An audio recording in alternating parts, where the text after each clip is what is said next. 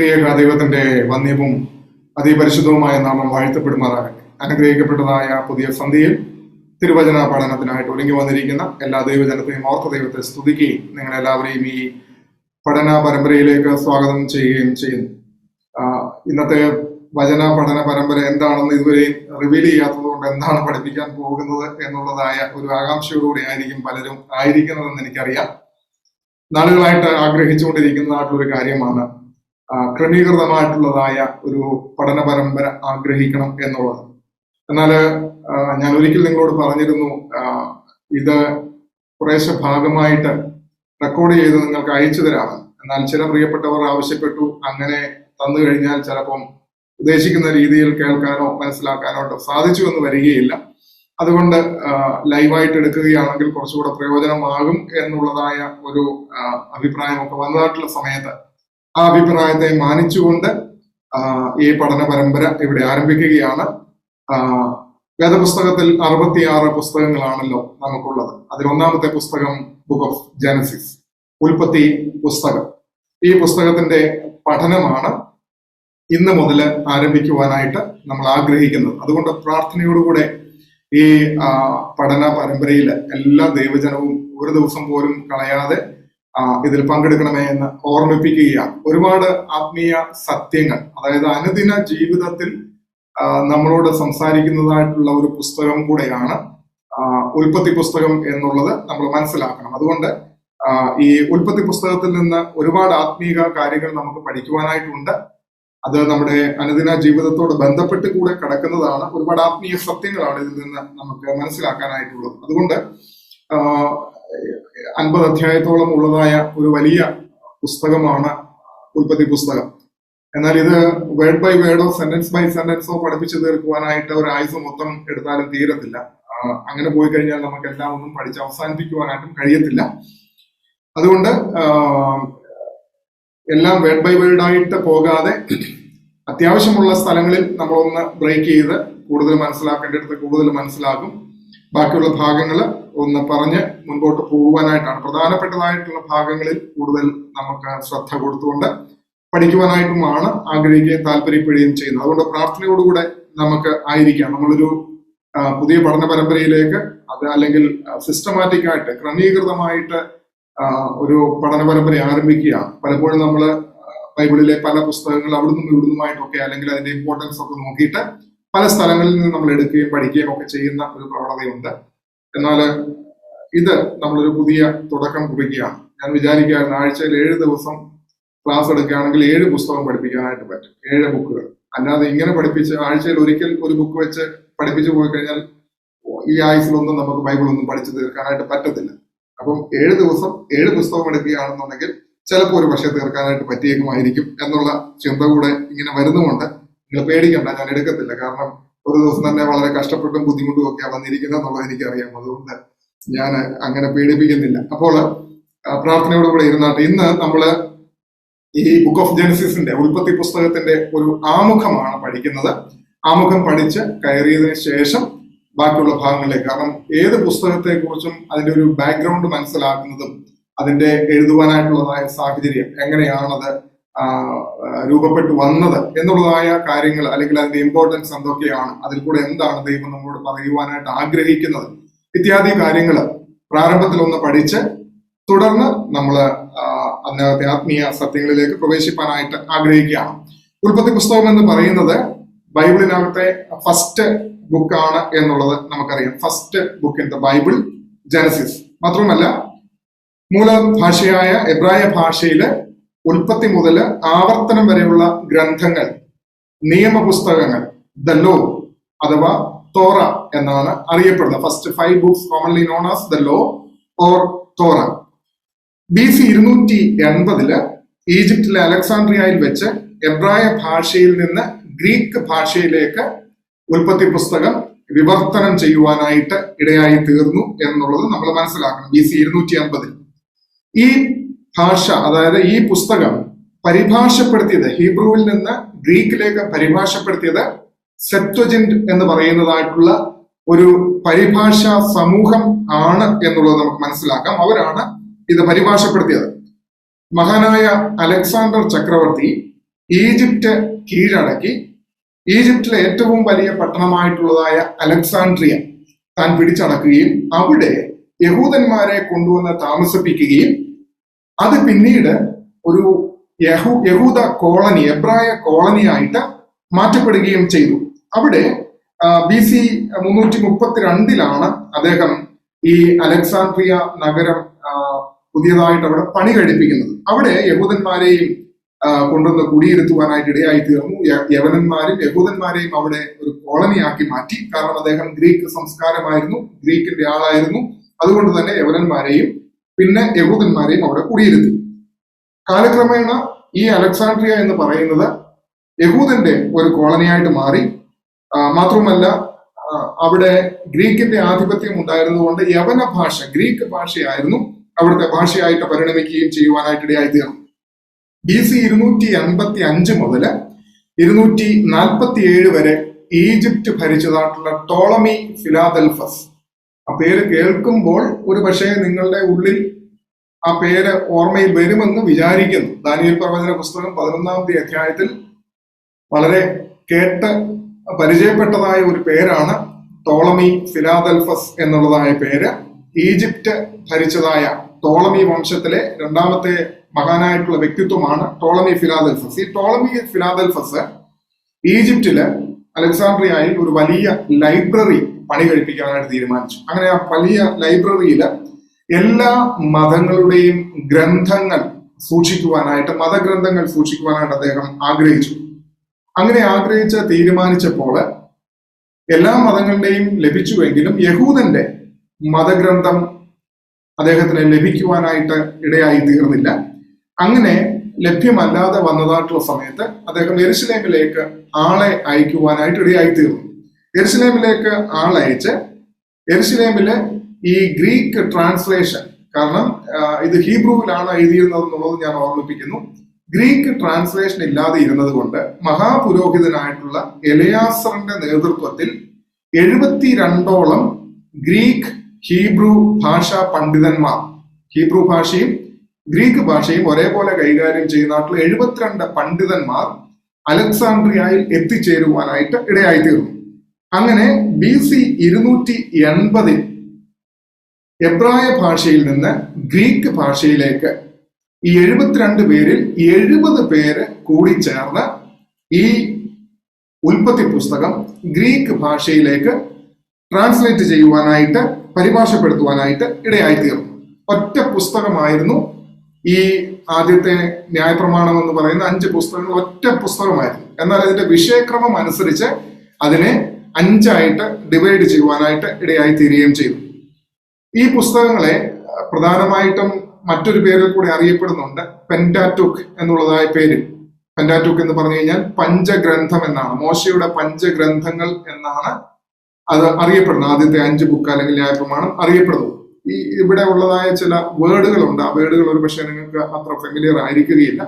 പെന്റാറ്റൂക്ക് എന്ന് പറഞ്ഞു കഴിഞ്ഞാൽ 5 ഗ്രന്ഥങ്ങൾ എന്ന, പഞ്ചഗ്രന്ഥങ്ങൾ എന്ന അർത്ഥം വരും. സെപ്ത്വജന്റ് എന്ന് പറഞ്ഞു കഴിഞ്ഞാൽ 70 എന്നാണ് അർത്ഥം. അതായത് 70 പേര് കൂടി, 70 മതപണ്ഡിതന്മാർ കൂടി ഹീബ്രുവിൽ നിന്ന് ഗ്രീക്കിലേക്ക് ഇത് ഭാഷാ പരിവർത്തനം ചെയ്തു. അതുകൊണ്ട് ഈ 70 പേർ കൂടി പരിഭാഷ നടത്തിയത് കൊണ്ട് ഇതിന് സെപ്ത്വജന്റ് എന്ന് പറയുന്നത്, 70കൾ എന്നാണ് അതിന്റെ അർത്ഥം എന്ന് നമുക്ക് മനസ്സിലാക്കാനായിട്ട് കഴിയും. ഉൽപ്പത്തി പുസ്തകത്തിന്റെ ഈ പേര് നിശ്ചയിച്ചതും ഈ പറയുന്ന സെപ്ത്വജന്റ് ഭാഷക്കാരാണ്. ഈ 70 പേര് കൂടി എഴുതിയിട്ടുള്ള അവരാണ് ഇതിന്റെ പേരും തീരുമാനിച്ചത്. ഹീബ്രു ഭാഷയില് ഈ പുസ്തകം ആരംഭിക്കുന്നത് തന്നെ ബറേഷിത്ത് എന്ന് പറയുന്നതായിട്ടുള്ള ഒരു പേരോടുകൂടിയാണ്. ബറേഷിത്ത് എന്ന് പറഞ്ഞു കഴിഞ്ഞാൽ അതിന്റെ അർത്ഥം ഇൻ ദ ബിഗിനിങ്, ആരംഭം എന്നുള്ളതാണ് അവിടെ നമുക്ക് കാണാനായിട്ട് കഴിയും. അപ്പോ ഇതിന്റെ ഒരു ചെറിയ ഗ്ലിംസ് നമുക്കിപ്പോ ഇത്രയും ഭാഗത്ത് നിന്ന് നമുക്ക് മനസ്സിലാക്കാനായിട്ട് കഴിയുന്നത് ആദ്യത്തെ 5 ബുക്കുകളുടെ ഒരു സമാഹാരമാണ്. അതിനെ ലോ എന്ന് പറയുന്നു, തോറ എന്ന് പറയുന്നു. ഇത് ഹീബ്രുവിൽ നിന്ന് ഗ്രീക്കിലേക്ക് ട്രാൻസ്ലേഷൻ നടത്തി. 70 മതപണ്ഡിതന്മാർ കൂടിയാണ് ഈ ട്രാൻസ്ലേഷൻ നടത്തിയത്. വിഷയക്രമം അനുസരിച്ച് ഇതിനെ 5ആക്കി തിരിച്ചു.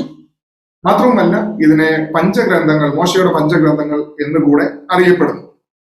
ഇനി നമ്മൾ ഈ പുസ്തകം നോക്കുകയാണെങ്കിൽ സകലതിന്റെയും ആരംഭം, അതായത് ഒറിജിൻ, ഇവിടെ നമ്മൾ കാണുന്നത് ഞാൻ ഓർപ്പിച്ചല്ലോ, Bereshit, that means in the beginning. അപ്പോൾ എല്ലാറ്റിന്റെയും ആരംഭം ഈ പറയുന്നതായ ഉൽപ്പത്തി പുസ്തകത്തിലാണ് എന്ന് കാണാനായിട്ട് കഴിയും. ആരംഭം എന്ന് പറയുമ്പോൾ സൃഷ്ടിയുടെ ആരംഭം, ക്രിയേഷൻ, പിന്നീട് മനുഷ്യന്റെ ആരംഭം, ഭാഷയുടെ ആരംഭം, പിന്നീട് വിവാഹം, പാപം, യാഗം, ന്യായവിധി, വീണ്ടെടുപ്പ്, സർജറി, പുതിയ പുതിയ ഇന്നോവേഷൻസ്. ഒരു ചെറിയ കുറച്ച് കാര്യങ്ങൾ മാത്രമേ ഇതിനകത്ത് ഞാൻ എഴുതിയിട്ടുള്ളൂ. അപ്പൊ ഈ പുസ്തകം നോക്കുകയാണെങ്കിൽ ഇതൊരു ആരംഭങ്ങളുടെ പുസ്തകമാണ്. അതായത് ഇന്ന് ഭൂമിയിലുള്ളതായ എല്ലാ കാര്യങ്ങളുടെയും ആരംഭം കുറിച്ചിരിക്കുന്നത് വിശുദ്ധ ഉൽപ്പത്തി പുസ്തകത്തിലാണ് എന്നുള്ളത് നമ്മൾ മനസ്സിലാക്കും. സൃഷ്ടിയുടെ ആരംഭം അവിടെ നടക്കുന്നു, അതിനുശേഷം പ്രപഞ്ചത്തിന്റെ ക്രിയേഷൻ നടക്കുന്നു, ഈ യൂണിവേഴ്സ് മുഴുവനും അതിന്റെ ആരംഭം അവിടെ നടക്കുന്നു, മനുഷ്യനെ ഉണ്ടാക്കുന്നു, ഭാഷയുടെ ആരംഭം നടക്കുന്നു, പാപത്തിന്റെ ആരംഭം ഇവിടെയാണ്, യാഗത്തിന്റെ ആരംഭം ഇവിടെയാണ്, മരണം ഇവിടെയാണ്, ജഡ്ജ്മെന്റ് ഇവിടെയുണ്ട്, ന്യായവിധി ഇവിടെയുണ്ട്, വീണ്ടെടുപ്പിന്റെ ആരംഭത്തെ കാണാൻ കഴിയുന്നു, വിവാഹത്തിന്റെ മാരേജിന്റെ ആരംഭം ഇവിടെയാണ്, ആദ്യമായിട്ട് സർജറി നടന്നത് ഈ പുസ്തകത്തിലാണ്, ആദ്യമായിട്ട് അനസ്തേഷ്യ കൊടുത്തത് ഈ പുസ്തകത്തിലാണ്, പുതിയ പുതിയ ഇന്നോവേഷൻസ് നടന്നത് ഈ പുസ്തകത്തിലാണെന്ന് കാണാം, കൊലപാതകം നടന്നത് ഈ പുസ്തകത്തിലാണ്, കലഹം നടന്നത് ഇവിടെയാണ്, അസൂയയുടെയും ദ്വന്ദ്പക്ഷത്തിന്റെയും അനുഭവം ഇവിടെയാണ്, കള്ളം പറയാൻ തുടങ്ങിയതിന്റെ അനുഭവം ഇവിടെയാണ്, ഒളിച്ചു വയ്ക്കാൻ പഠിച്ചതിന്റെ ആരംഭം ഇവിടെയാണ്. അങ്ങനെ ആരംഭങ്ങൾ നോക്കിയാൽ ഒരുപാട് ആരംഭങ്ങൾ ഈ പുസ്തകത്തിലുണ്ട്. അതുകൊണ്ട് തന്നെ ഉൽപ്പത്തി, ദി ഒറിജിൻ അല്ലെങ്കിൽ ഇൻ ദ ബിഗിനിങ് എന്ന് പറയുമ്പോൾ ഇതൊരു ഉൽപ്പത്തി പുസ്തകം എന്ന് പറയുന്നത് സകലതിന്റെയും ആരംഭം കുറിച്ചിരിക്കുന്നതായിട്ടുള്ള ഒരു പുസ്തകമാണ്. ഇനി അടുത്തതായിട്ട് importance of the book of Genesis എന്നുള്ളതാണ് നമ്മൾ പ്രധാനമായിട്ട് നോക്കുവാനായിട്ട് പോകുന്നത്. ഈ പുസ്തകത്തിന്റെ പ്രധാനമായിട്ടുള്ളതായ പ്രാധാന്യം എന്താണ് എന്നുള്ളതാണ്. അതായത് ബൈബിളിൽ 8 പ്രധാനപ്പെട്ട ഉടമ്പടികളാണുള്ളത്. ദൈവം അതാത് കാലങ്ങളിൽ വ്യക്തികളായിട്ട് നടത്തിയിരിക്കുന്നതായിട്ടുള്ള ഉടമ്പടികൾ.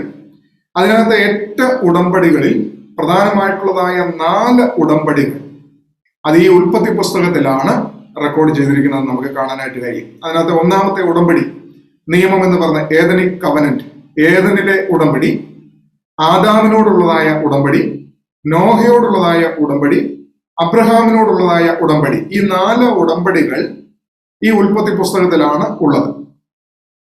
ബാക്കിയുള്ളതായ 4 ഉടമ്പടികൾ എന്ന് പറയുന്നത് മോശയോടുള്ള ഉടമ്പടി, പാലസ്തീൻ കവനന്റ് എന്ന് പറയും, ഡേവിഡിക് കവനന്റ്, പുതിയ ഉടമ്പടി, ന്യൂ കവനന്റ്. അങ്ങനെ 8 ഉടമ്പടികൾ വിശുദ്ധ വേദപുസ്തകത്തിൽ മൊത്തമായിട്ടുണ്ട്. അതിൽ പ്രധാനപ്പെട്ട 4 ഉടമ്പടികൾ, ദൈവവും മനുഷ്യനുമായിട്ടുള്ളതായ 4 ഉടമ്പടികൾ ഇവിടെ ഈ പുസ്തകത്തിൽ രേഖപ്പെടുത്തിയിരിക്കുന്നു. അതുപോലെ അടുത്തതായിട്ടുള്ള ഇതിന്റെ പ്രത്യേകത, രണ്ടാമത്തെ പ്രത്യേകത എന്ന് പറയുന്നത് 7 യുഗങ്ങളെ കുറിച്ച്, 7 ഡിസ്പെൻസേഷനെ കുറിച്ച് നമുക്ക് മനസ്സിലാക്കാനായിട്ട് കഴിയും വേദപുസ്തകത്തിൽ ഉടനീളം. ആ 7 ഡിസ്പെൻസേഷനില് 7 യുഗങ്ങളെ കുറിച്ചുള്ള പഠനത്തിൽ 4 പ്രധാനപ്പെട്ട യുഗങ്ങൾ ഉൾപ്പെട്ട് നിൽക്കുന്നത് വിശുദ്ധ ഉൽപ്പത്തി പുസ്തകത്തിലാണ് എന്നുള്ളത് നമ്മൾ മറന്നു പോകരുത്. അവിടെ പറഞ്ഞിരിക്കുന്നതായിട്ടുള്ള നിഷ്പാപ യുഗം, ഡിസ്പെൻസേഷൻ ഓഫ് ഇന്നസെൻസ്, അതുപോലെ മനസാക്ഷി യുഗം, ഡിസ്പെൻസേഷൻ ഓഫ് കോൺഷ്യൻസ്, പിന്നീട് മാനുഷിക ഭരണയുഗം, ഡിസ്പെൻസേഷൻ ഓഫ് ഹ്യൂമൻ ഗവൺമെന്റ്, പിന്നീട് വാഗ്ദത്ത യുഗം, ഡിസ്പെൻസേഷൻ ഓഫ് പ്രോമിസ്. ഈ 4 പ്രധാനപ്പെട്ട യുഗ കാലങ്ങൾ ഉൽപ്പത്തി പുസ്തകത്തിൽ ഉൾപ്പെട്ട് നിൽക്കുന്നു. ബാക്കിയുള്ളതായ 3 യുഗങ്ങൾ എന്ന് പറയുന്നത് ന്യായപ്രമാണ യുഗം, ഡിസ്പെൻസേഷൻ ഓഫ് ലോ, അടുത്തത് ഡിസ്പെൻസേഷൻ ഓഫ് ഗ്രേസ്, പിന്നീട് dispensation of kingdom age or millennium rule, സഹസ്രാബ്ദ യുഗം. അങ്ങനെയുള്ള 3 യുഗങ്ങൾ പിന്നീടുള്ളത്. നമ്മളിപ്പോൾ ജീവിക്കുന്നത് ഏത് യുഗത്തിലാണെന്ന് ചോദിച്ചു കഴിഞ്ഞാൽ ഡിസ്പെൻസേഷൻ ഓഫ് ഗ്രേസ്, കൃപായുഗത്തിലാണ് നമ്മൾ ജീവിക്കുന്നത്. അതായത് 6ാമത്തെ പീരീഡിലാണ് നമ്മൾ ജീവിക്കുന്നത് എന്നുള്ളത് ഓർത്തോളം. ബാക്കി 5 എണ്ണം കഴിഞ്ഞുപോയി. 6ാമത്തെ കൃപായുഗത്തിലാണ് നമ്മൾ ജീവിക്കുന്നത്. ഇനി നമ്മുടെ മുമ്പിൽ അവശേഷിക്കുന്നത് ഡിസ്പെൻസേഷൻ ഓഫ് കിങ്ഡം ഏജ് അഥവാ മില്ലേനിയം റൂൾ മാത്രമാണ് നമ്മുടെ മുമ്പിൽ അവശേഷിക്കുന്നത്. ആ മില്ലേനിയം റൂള് 1000 വർഷമുള്ളതായ യേശുക്രിസ്തുവിന്റെ ഭരണയുഗമാണ്. അതിനു മുമ്പ് സഭ ദൈവത്തിന്റെ സന്നിധിയിലേക്ക് എടുക്കപ്പെടും. ഈ മില്ലേനിയം റൂളിൽ നാം അവനോടൊപ്പം ചേർന്ന് ഭൂമിയെ ഭരിക്കുന്നതായിട്ടുള്ള അനുഭവം ആണ് എന്നുള്ളത് കൂടെ ഓർത്തുകൊള്ളാം. മൂന്നാമതായിട്ട് നമുക്ക് കാണാനായിട്ട് കഴിയുന്ന ഇമ്പോർട്ടൻസ്, പ്രാധാന്യം എന്താകും എന്ന് ചോദിച്ചു കഴിഞ്ഞാൽ, ദൈവത്തെ കുറിച്ചുള്ളതായ ക്രമീകൃതമായിട്ടുള്ളതായ ഒരു വെളിപ്പെടുത്തൽ. The systematic revelation of God comes from Genesis. യേശുക്രിസ്തുവിനെ, പിതാവാം ദൈവത്തെ കുറിച്ച്, കർത്താവായ യേശുക്രിസ്തുവിനെ കുറിച്ച്, പരിശുദ്ധാത്മാവിനെ കുറിച്ചൊക്കെ ഉള്ളതായ ഒരു ക്രമീകൃതമായിട്ടുള്ളതായ വെളിപ്പെടുത്തലുകൾ നമുക്ക് ഉൽപ്പത്തി പുസ്തകത്തിൽ നിന്ന് ലഭിക്കുന്നതായിട്ട് കാണാം. നാലാമത്തെ പ്രാധാന്യം എന്താകുന്നു എന്ന് ചോദിച്ചാൽ, പാപത്തിന്റെ ഉത്ഭവവും അതിന്റെ പരിഹാര മാർഗവും. The origin of sin and solution. പാപത്തിന്റെ ഉത്ഭവം എവിടെയാണ് ആരംഭിക്കുന്നത്? മുമ്പേ ഓർമ്മിപ്പിച്ചല്ലോ, പാപത്തിന്റെ ആരംഭം തുടങ്ങുന്നത് ഇവിടെ ഈ ഉൽപ്പത്തി പുസ്തകത്തിലാണ് എന്നുള്ളത് കാണാം. അഞ്ചാമത്തെ പ്രത്യേകത, എല്ലാ പുതിയ നിയമ വെളിപ്പാടുകളിലെയും അടിസ്ഥാനം ഉൽപ്പത്തിയില്ല. The basis of all New Testament revelation is in Genesis. ഈ ഉൽപ്പത്തി പുസ്തകത്തിലാണ് പുതിയ നിയമ വെളിപ്പാടുകളുടെ അടിസ്ഥാനം ഉള്ളതായിട്ടുള്ളത് എന്നുള്ളത് ഇവിടെ കാണാനായിട്ട് കഴിയുന്നു. ആറാമത്തെ പ്രത്യേകത എന്താകുന്നു എന്ന് ചോദിച്ചാൽ, ഭൂമിശാസ്ത്രപരമായിട്ട് 3 വ്യത്യസ്ത ഭൂവിഭാഗങ്ങളിലാണ് ഉൽപ്പത്തി പുസ്തകത്തിലെ സംഭവങ്ങള് പ്രത്യേകമായിട്ട് നടക്കുന്നത്. ഈ ഉൽപ്പത്തി പുസ്തകങ്ങളിലെ സംഭവങ്ങളെ നമ്മൾ ഡിവൈഡ് ചെയ്ത് കഴിയുമ്പോൾ 3 ജിയോഗ്രാഫിക്കൽ ഏരിയാസിലാണ് ഈ സംഭവങ്ങൾ, ഇതിൽ പറഞ്ഞിരിക്കുന്ന സംഭവങ്ങൾ നടക്കുന്നത്. ഒന്നാമത്തെ സംഭവം നടക്കുന്നത്, ആദ്യത്തെ 11 അധ്യായങ്ങൾ നടക്കുന്നത് യൂഫ്രട്ടീസിന്റെയും ടൈഗ്രീസ് റിവറിന്റെയും നദീതടങ്ങളിലാണ് എന്നുള്ളത് കാണാനായിട്ട് കഴിയുമാണ്. 1 മുതൽ 11 വരെയുള്ളതായ അധ്യായങ്ങളിലെ സംഭവ വികാസങ്ങൾ നടക്കുന്നത് യൂഫ്രട്ടീസ് ടൈഗ്രീസ് റിവറിന്റെ നദീതടങ്ങളിൽ നടക്കുന്നു. രണ്ടാമത് 12 മുതൽ 36 വരെയുള്ളതായ ചാപ്റ്ററുകളിലേക്ക് നമ്മൾ പ്രവേശിക്കുമ്പോൾ അവിടെ കനാനോടുള്ള ബന്ധത്തിൽ, അബ്രഹാമിനോടുള്ള ബന്ധത്തിലാണ് പിന്നീടുള്ളതായ സംഭവ പരമ്പരകൾ നടക്കുന്നത്. അപ്പോൾ കനാനുമായിട്ട് ബന്ധപ്പെട്ട് നിൽക്കുന്നു, അബ്രഹാം എന്ന് പറയുന്ന വ്യക്തിയുമായിട്ട് ബന്ധപ്പെട്ട് നിൽക്കുന്നു. 37 മുതൽ 50 വരെയുള്ളതായ ചാപ്റ്ററുകളിലേക്ക് വരുമ്പോൾ ഈജിപ്തിൽ വെച്ച് നടക്കുന്നതായിട്ടുള്ള സംഭവ വികാസങ്ങളാണ്. ഇസ്രായേൽ ജനം ജോസഫിന്റെ തണലിൽ അവിടെ കുടിയേറി പാർക്കുന്നതായിട്ടുള്ള രംഗത്തിലേക്കാണ് നമുക്ക് കാണാനായിട്ട് കഴിയുന്നത്. അപ്പോൾ 3 തലങ്ങളിലാണ് ഇതിന്റെ സംഭവങ്ങൾ ഉൽപ്പത്തിയിലെ സംഭവങ്ങൾ നടക്കുന്നത് എന്നുള്ളത് അവിടെ നമ്മൾ കാണുന്നു. 1 യൂഫ്രട്ടീസ് ടൈഗ്രീസ് റിവറിന്റെ നദീതടങ്ങളിൽ, 2 കനാനോടുള്ള ബന്ധത്തിൽ, അബ്രഹാമിനോടുള്ള ബന്ധത്തിൽ, 3 ഈജിപ്തിനോടുള്ള ബന്ധത്തിൽ അവിടെ ജോസഫിനെ നമുക്ക് കാണാനായിട്ട് കഴിയുന്നു. ഇനിയും ഇതിന്റെ എയിം എന്താണ്, ഈ പുസ്തകത്തിന്റെ പ്രധാനമായിട്ടുള്ളതായ എയിം എന്താകുന്നു എന്ന് നമുക്ക് ഇവിടെ നോക്കാനായിട്ട് സാധിക്കും. ഇതിന്റെ പ്രധാനപ്പെട്ട എയിം എന്താകുന്നു എന്ന് ചോദിച്ചു കഴിഞ്ഞാൽ, അബ്രഹാമിനെ പോലെ ദൈവത്തെ സ്നേഹിക്കുകയും ആരാധിക്കുകയും ചെയ്യുന്നതായ ഒരു ജനസമൂഹത്തെ വേർതിരിക്കുക എന്നുള്ളതാണ് ഉൽപ്പത്തി പുസ്തകത്തിൽ നിന്ന് പരമപ്രധാനമായിട്ടുള്ള ദൈവത്തിന്റെ ലക്ഷ്യം. To separate people who love and worship God as Abraham did. അബ്രഹാമിനെ പോലെ ദൈവത്തെ സ്നേഹിക്കുകയും ആരാധിക്കുകയും ചെയ്യുന്നതായ ഒരു ജനസമൂഹത്തെ വേർതിരിക്കുക എന്നുള്ളതാണ് ഈ ഉൽപ്പത്തി പുസ്തകത്തിന്റെ പരമപ്രധാനമായിട്ടുള്ളതായ ലക്ഷ്യം എന്ന് കാണാം. ഇനി നമ്മൾ മനസ്സിലാക്കുന്നത്, ഇതിന്റെ ഈ പുസ്തകം എഴുതിയ വ്യക്തി ആരാണ്, ഓതർ ഓഫ് ദിസ് ബുക്ക് ആരാണ് ഇത് എഴുതിയത് എന്നുള്ളത്. ആദ്യമേ തന്നെ ഓർമ്മിപ്പിച്ചു, മോശയുടെ ന്യായപ്രമാണം. മോശയാണ് ഈ പുസ്തകം എഴുതിയത്. ഉൽപ്പത്തി മുതൽ ആവർത്തനം വരെ ഒറ്റ പുസ്തകമായിരുന്നു. എന്നാൽ ഈ ഒറ്റ പുസ്തകത്തെ അതിനകത്ത് അടങ്ങിയിരിക്കുന്നതായിട്ടുള്ള ടോപ്പിക്കുകൾ അനുസരിച്ച് 5ആയിട്ട് ഡിവൈഡ് ചെയ്തത്, അത് പരിഭാഷ നടത്തിയതായിട്ടുള്ള സെപ്ത്വജിന്റ് പരിഭാഷക്കാരാണ് അത് ചെയ്തതെന്നുള്ളത് നമ്മൾ ആദ്യമേ കണ്ടു. അങ്ങനെയാണ് പഞ്ചഗ്രന്ഥങ്ങൾ, പെന്റാറ്റൂക്ക് എന്നുള്ളതായ പേരിൽ അറിയപ്പെടുവാനായിട്ട് ഇടയായിത്തീർന്നത്. പക്ഷെങ്കിൽ കാലാകാലങ്ങളായിട്ട് ലോകം ചോദിക്കുന്നതായിട്ട് ഒരു ചോദ്യമുണ്ട്, മോശയ്ക്ക് എങ്ങനെ ഈ പുസ്തകം എഴുതുവാനായിട്ട് സാധിക്കും? മോശ എഴുതി എന്ന് പറഞ്ഞു കഴിഞ്ഞാൽ എങ്ങനെ നമുക്ക് വിശ്വസിക്കുവാനായിട്ട് സാധിക്കും എന്നുള്ളതാണ്. അതിന് ബൈബിളിൽ നിന്ന് തന്നെ നമുക്ക് തെളിവുണ്ട്. ഉൽപ്പത്തിയുടെ വിവരണം എത്രയോ കാലങ്ങൾക്ക് ശേഷം, എത്രയോ മഹാരഥന്മാർ ജീവിച്ചു കഴിഞ്ഞ അതിനോടകം, അതിനുശേഷമാണ് മോശയ്ക്ക് ഇത് ലഭിക്കുന്നതെന്ന് ഓർക്കണം. അപ്പൊ മോശയാണ് ഇതിന്റെ ഗ്രന്ഥകർത്താവെന്ന് നമുക്ക് എങ്ങനെ ഒതന്റിക്കായിട്ട് പറയുവാനായിട്ട് കഴിയും? അതിന് ബൈബിളിൽ നിന്നുള്ളതായ പ്രൂഫുകളാണ് നമ്മുടെ മുമ്പിലുള്ളത്. ഇവിടെ കൊടുത്തിരിക്കുന്നതായിട്ടുള്ള ചില വാക്യങ്ങൾ നിങ്ങൾ ശ്രദ്ധിച്ചാൽ മതി. പുറപ്പാട് പുസ്തകത്തിലേക്ക് നമ്മൾ വരുമ്പോൾ 24-ാമത്തെ അധ്യായം അതിന്റെ 18-ാമത്തെ വാക്യത്തിനകത്ത് പറഞ്ഞിരിക്കുന്നത്, മോശയോ മേഘത്തിന്റെ നടുവിൽ പർവ്വതത്തിൽ കയറി, മോശ 40 രാവും 40 പകലും പർവ്വതത്തിലായിരുന്നു. നമ്മള് ടാബർനാക്കിളിൽ പഠിച്ചതായിട്ടുള്ള ആ സമയത്ത് പഠിച്ചതാണ് ഈ കാര്യം. ആദ്യത്തെ 40 ദിവസം മോശ ദൈവത്തോടൊപ്പം സീനായി പർവ്വതത്തിൽ കയറി. രണ്ടാമതും അദ്ദേഹത്തിന് കയറേണ്ടി വന്നു അടുത്ത ഒരു 40 ദിവസം. അപ്പോൾ ഈ 40 ദിവസം മോശ ദൈവത്തോടൊപ്പം സീനായി പർവ്വതത്തിലായിരുന്നപ്പോൾ ദൈവം വെളിപ്പെടുത്തി കൊടുത്തതാണ് ഈ ഉൽപ്പത്തി മുതൽ ഇങ്ങോട്ടുള്ളതായ കാര്യങ്ങൾ എന്നുള്ളത് സംശയലേശമന്യേ നമുക്ക് മനസ്സിലാക്കാനായിട്ട് കഴിയും. കാരണം ദൈവമാണ് ഇതെല്ലാം വെളിപ്പെടുത്തി കൊടുത്തിരിക്കുന്നത്. നമ്മൾ വിശ്വസിക്കുന്നത് എന്താ? ദൈവത്തിന്റെ വചനം ദൈവ നിശ്വാസീയമാണ്, അല്ലെ? 66 പുസ്തകങ്ങൾ അടങ്ങുന്ന ഈ ദൈവത്തിന്റെ വചനം ദൈവ നിശ്വാസീയമാണെന്നാണ് നാം വിശ്വസിക്കുന്നത്. അങ്ങനെയാകുമ്പോൾ ഇത് ദൈവനിശ്വാസ്യമായിട്ടുള്ള വചനമാണ് എന്ന് നമ്മൾ വിശ്വസിക്കുമ്പോൾ എങ്ങനെ ഉൽപ്പത്തി പുസ്തകം അതിൽ നിന്ന് എക്സ്ക്ലൂഡഡ് ആയിട്ട് നിൽക്കും? ഉൽപ്പത്തി പുസ്തകം ഉൾപ്പെടെയുള്ളതാണ് ഈ 66 പുസ്തകം.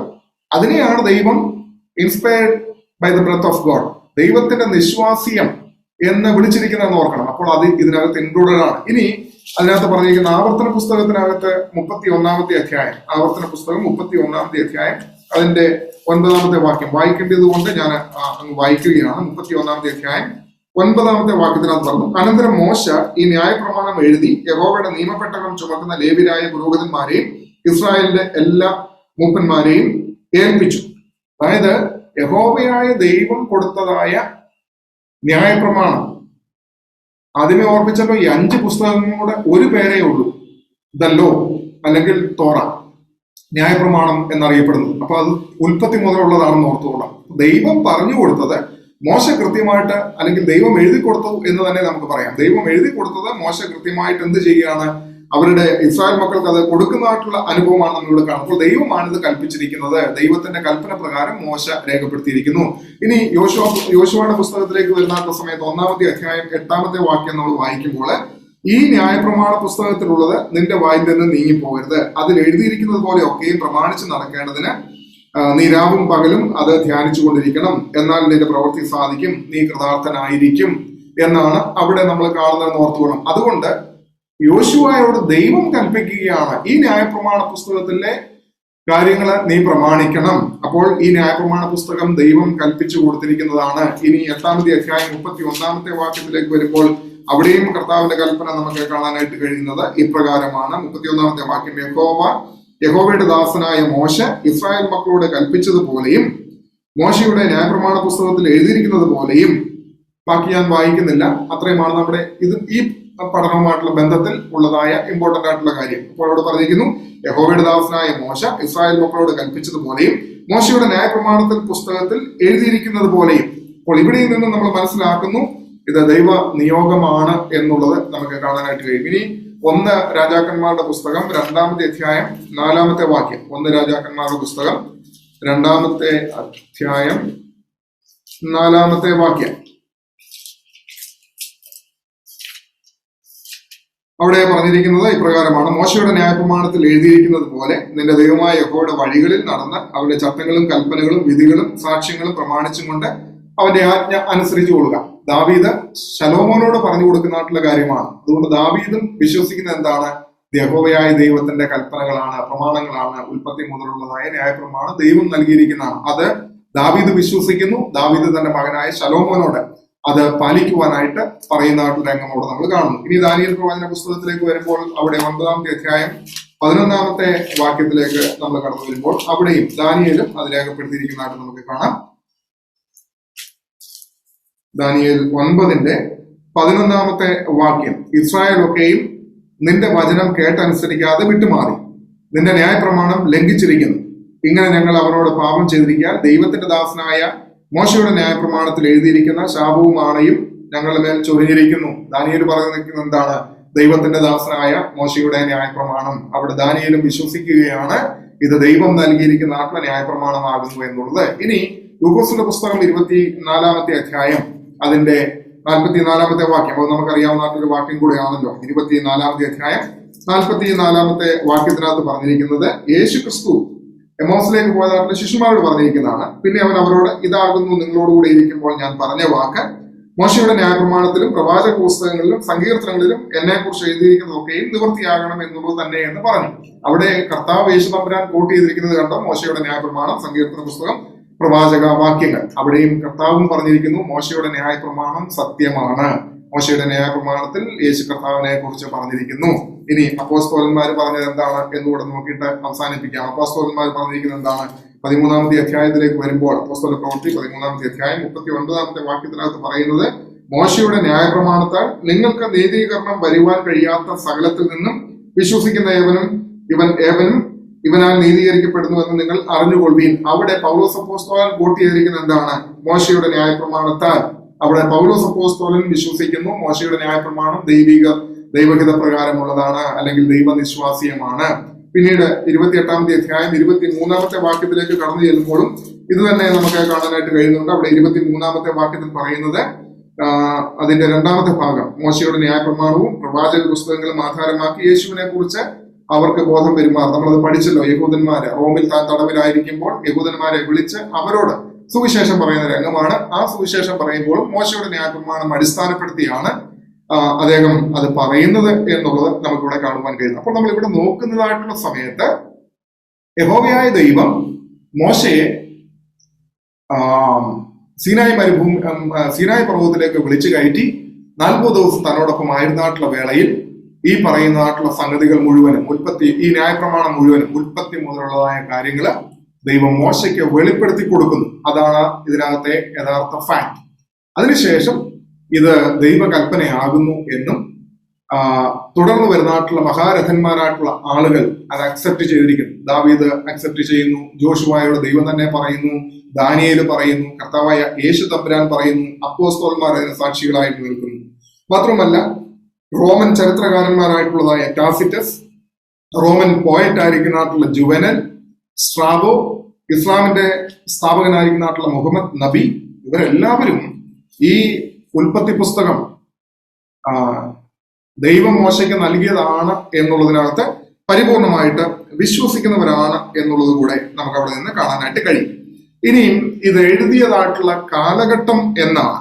എഴുതിയതായിട്ടുള്ള കാലഘട്ടം അല്ലെങ്കിൽ എഴുതിയതായിട്ടുള്ള സ്ഥലം സീനായി മലയിലും തുടർന്ന് മരുഭൂമിയിലെ ഉള്ളതായ അവരുടെ വാസസമയത്തുമാണ് ഇത് എഴുതി. ഏകദേശം BC 1450-നും 1410-നും ഇടയിൽ ഇത് എഴുതി എന്ന് വിശ്വസിക്കുന്നു. ഇതിന്റെ കാലപരിധി വളരെ സുദീർഘമായിട്ടുള്ളതായ കാലപരിധിയാണ്. സൃഷ്ടിപ്പ് മുതൽ ക്രിയേഷൻ ടു ജോസഫിന്റെ മരണം വരെയാണ് ഉൽപ്പത്തി പുസ്തകത്തിൽ നമുക്ക് കാണാനായിട്ട് കഴിയുന്നത്. ഇനി ഉൽപ്പത്തിന്റെ പുസ്തകത്തിന്റെ അടുത്ത പ്രത്യേകത, ഏത് പുസ്തകങ്ങളും 66 പുസ്തകങ്ങളിലും യേശു ക്രിസ്തുവിനെ വരച്ച് കാണിച്ചിട്ടുണ്ട്. അത് ചിലപ്പോൾ ഡയറക്റ്റ് ആയിട്ടുണ്ട്, ചിലപ്പോൾ ഇൻഡയറക്റ്റ് ആയിട്ടുണ്ട്. ഈ ഉൽപ്പത്തി പുസ്തകത്തിൽ യേശു ക്രിസ്തുവിനെ എങ്ങനെയാണ് വരച്ച് കാണിച്ചിരിക്കുന്നത് അതാണ് നമ്മൾ അടുത്തതായിട്ട് നോക്കാനായിട്ട് പോകുന്നത്. ഒന്നാമതായിട്ട് സർപ്പത്തിന്റെ തല തകർക്കുന്ന സ്ത്രീയുടെ സന്തതി എന്നുള്ള നിലയിൽ യേശു ക്രിസ്തുവിനെ ഈ പുസ്തകത്തിൽ വരച്ച് കാണിച്ചിരിക്കുന്നു. The offspring of the woman who behaved the serpent. അപ്പോൾ സ്ത്രീയുടെ സന്തതിയായിട്ട് യേശു ക്രിസ്തുവിനെ ഇവിടെ കാണിച്ചിരിക്കുന്നു. 2, മനുഷ്യന്റെ നഗ്നത മറയ്ക്കുവാൻ കൊല്ലപ്പെട്ടതായിട്ടുള്ള മൃഗം, an animal killed to hide human nakedness. മനുഷ്യന്റെ നഗ്നത മറയ്ക്കുവാൻ വേണ്ടിയിട്ട് അറക്കപ്പെട്ടതായ യാഗ മൃഗമായിട്ട് യേശു കർത്താവിനെ ചൂണ്ടിക്കാണിക്കുന്നു. അകാരണമായിട്ട് കൊല്ലപ്പെട്ട നിർദോഷിയായ ഹാബേൽ, ഇന്നസെന്റ് ഏബൽ കിൽഡ് അൺജസ്റ്റ്ലി. അകാരണമായിട്ട് കൊല്ലപ്പെട്ടതായ ആ ഹാബേലിനെ യേശു ക്രിസ്തുവിൻ്റെതായിട്ടുള്ള നിഴലായിട്ട് കാണിക്കുന്നു. നോഹയുടെ പെട്ടകം യേശു ക്രിസ്തുവിന്റെ നിഴലായിട്ട് നമുക്ക് കാണാൻ കഴിയുന്നു. മോറിയ മലയിൽ ഇസഹാക്കിന് പകരമായി അർപ്പിക്കപ്പെട്ടതായ ആട് യേശു ക്രിസ്തുവാണ് എന്നുള്ളത് ഈ പുസ്തകത്തിൽ നിന്ന് നമുക്ക് കാണാനായിട്ട് കഴിയുന്നു. റിബേക്കായെ സ്വീകരിക്കുവാൻ കാത്തിരിക്കുന്നതായിട്ടുള്ള ഇസഹാക്ക് യേശു ക്രിസ്തുവിന്റെ നിഴലായിട്ട് നമ്മൾ കാണുന്നു. 20 വെള്ളിക്കാശിന് വിൽക്കപ്പെട്ട ജോസഫ് യേശു ക്രിസ്തുവിന്റെ നിഴൽ. അപ്പോൾ നമ്മൾ നോക്കുന്നതായിട്ടുള്ള സമയത്ത് 7 വിധത്തിൽ 7 നിലയിൽ യേശു ക്രിസ്തു വെളിപ്പാട് പുസ്തകത്തിൽ ഒളിഞ്ഞു കിടക്കുന്നു. ഇവിടെ എങ്ങും നമ്മൾ നോക്കിക്കഴിഞ്ഞാൽ ഡയറക്റ്റ് ആയിട്ട് അല്ല നമുക്കിത് കാണാനായിട്ട് കഴിയുന്നത്, ഇൻഡയറക്റ്റ് ആയിട്ടാണ് കിടക്കുന്നത് മൊത്തം. അപ്പോൾ 7 നിലയിൽ യേശു ക്രിസ്തു ഇതിനകത്ത് ഒളിഞ്ഞു കിടക്കുകയാണ്. പിശാചിന്റെ തല തകർക്കുന്ന സ്ത്രീയുടെ സന്തതി, മനുഷ്യന്റെ പാപപരിഹാരത്തിനായിട്ട് യാഗമാക്കപ്പെട്ടതായ മൃഗത്തിന്റെ രൂപത്തിൽ കിടക്കുന്നു. നിഷ്കളങ്കനായിട്ടുള്ളതായ ഹാബേലിന്റെ രൂപത്തിൽ, നോഹയുടെ പെട്ടകത്തിന്റെ രൂപത്തിൽ, ഇസഹാക്കിന് പകരമായിട്ട് യാഗമായി തീർന്നതായിട്ടുള്ള കുഞ്ഞാടിന്റെ രൂപത്തിൽ, റിബേക്കയ്ക്ക് വേണ്ടി കാത്തിരിക്കുന്നതായിട്ടുള്ള മണവാളൻ ഇസഹാക്കിന്റെ രൂപത്തിൽ, 20 വെള്ളിക്കാശിന് വിൽക്കപ്പെട്ടതായ ജോസഫിന്റെ രൂപത്തിൽ. അപ്പോൾ ക്രിസ്തു ഉൽപ്പത്തിയിൽ എങ്ങനെ കാണപ്പെടുന്നു എന്ന് ചോദിച്ചു കഴിഞ്ഞാൽ അതിനുള്ളതായ ആൻസർ ആണ് ഈ പറയുന്നത് എന്നുള്ളത് നമുക്ക് കാണാം. ഇനി ഇതിന്റെ വിഭജനം നമ്മൾ നോക്കുകയാണെങ്കിൽ, ഇതിന്റെ ഈ പുസ്തകത്തിന്റെ ഔട്ട്ലൈൻ നമ്മൾ നോക്കുകയാണെങ്കിൽ, ഓരോ പുസ്തകവും നമ്മൾ പഠിക്കുമ്പോൾ ആ പുസ്തകത്തിന്റെ പ്രധാനപ്പെട്ടതായിട്ടുള്ള വിഭജനം, അതിന്റെ ചാപ്റ്ററുകൾ എങ്ങനെയാണ് വിഭജിച്ചിരിക്കുന്നത് എന്നുള്ളത് പഠിച്ചു കഴിഞ്ഞാൽ പെട്ടെന്ന് പുസ്തകങ്ങൾ നമുക്ക് പഠിച്ചു കയറാനായിട്ട് സാധിക്കും. ഇപ്പൊ ഇതിന്റെ ഫസ്റ്റ് ചാപ്റ്റർ മുതൽ സെക്കൻഡ് ചാപ്റ്റർ 25 വേഴ്സ് വരെ ക്രിയേഷനെ കുറിച്ച്, സൃഷ്ടിപ്പിനെ കുറിച്ചുള്ളതായ പഠിപ്പീരാണ് അവിടെയുള്ളത്. അതിനുശേഷം 3-ാമത്തെ അധ്യായം 1 മുതൽ 5-ാമത്തെ അധ്യായം 32-ാമത്തെ വാക്യം വരെ നമ്മൾ കാണുന്നത് മനുഷ്യന്റെ വീഴ്ച, അതിന്റെ പരിണിത ഫലം എന്താണ് എന്നുള്ളത് നമുക്ക് കാണാൻ കഴിയുന്നു. 6-ാമത്തെ അധ്യായം 1 മുതൽ 9-ാമത്തെ അധ്യായം 29 വരെ ജലപ്രളയവും നോഹയ്ക്ക് ലഭിക്കുന്നതായിട്ടുള്ള വിടുതലും അവിടെ കാണാനായിട്ട് കഴിയുന്നു.